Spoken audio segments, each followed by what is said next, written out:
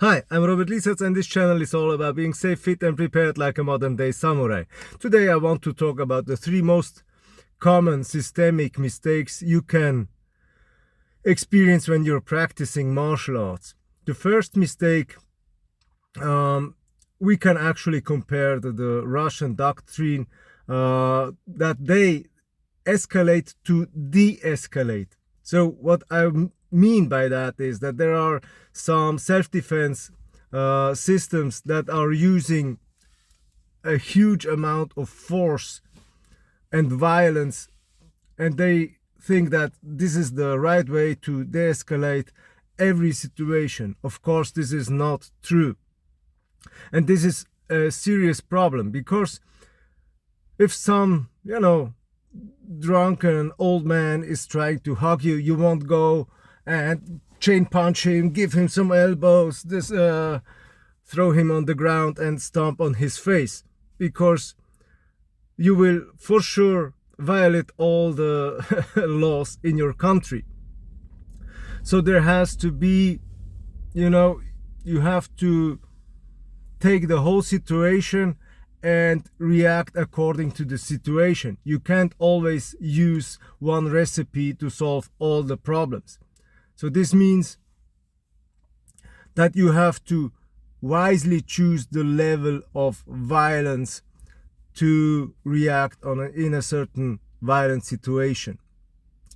So this is a really common mistake, and I have a colleague of mine was practicing a self-defense system where they were training just this kind of response. And of course, he was involved in a bar fight, and he was using just the stuff he had learned at the gym.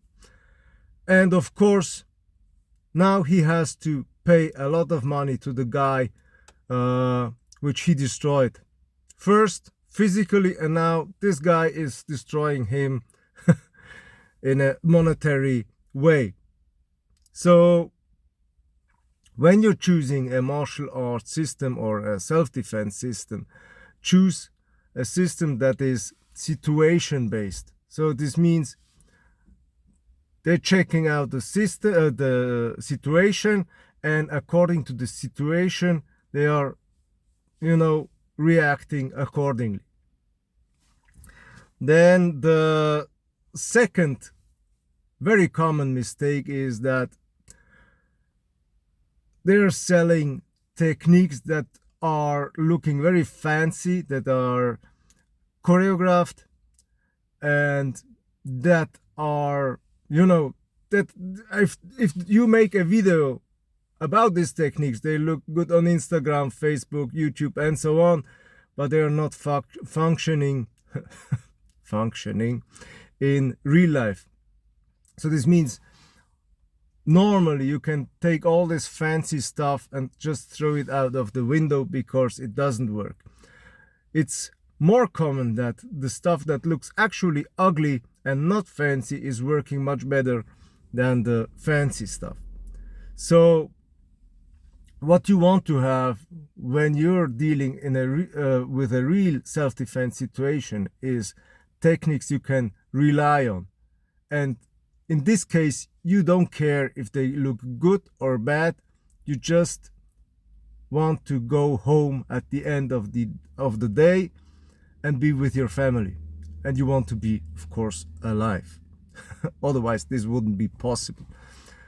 So you shouldn't care about the techniques if they look good, fancy or not. They have to be functional.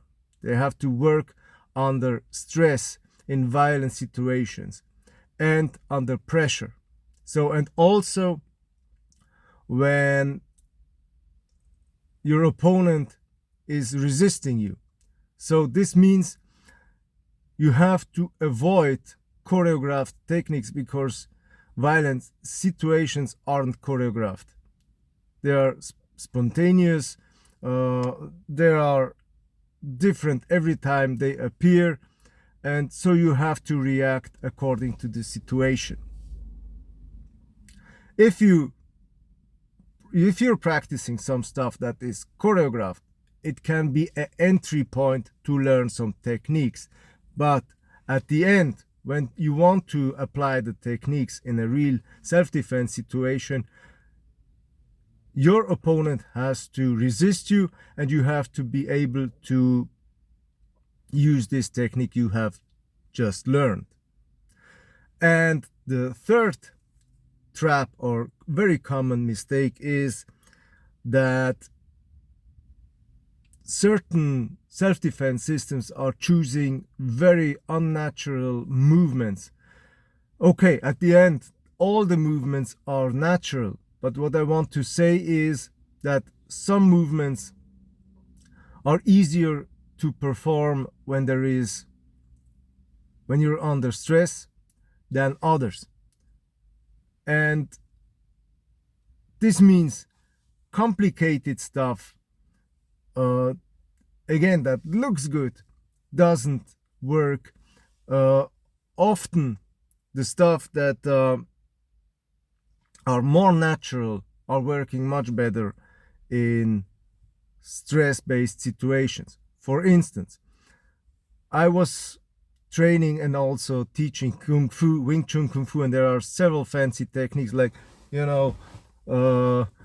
defenses against high kicks.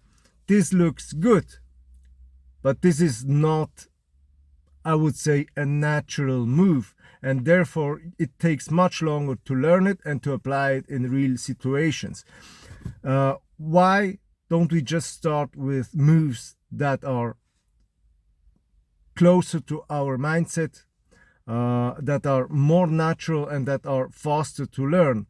For instance, if you have watched Animal Planet or this kind of channels, and when you saw how the gorillas and chimpanzees and all these apes were fighting against each other, you saw like hammer fists.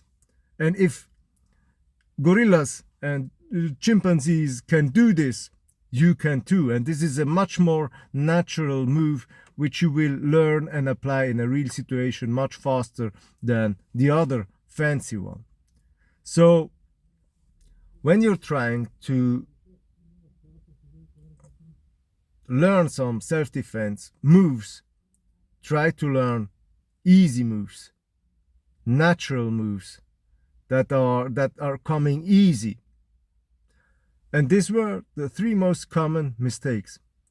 If you want to be safe, fit and prepared like a modern day samurai, subscribe to my channel and see you in the next video. Bye.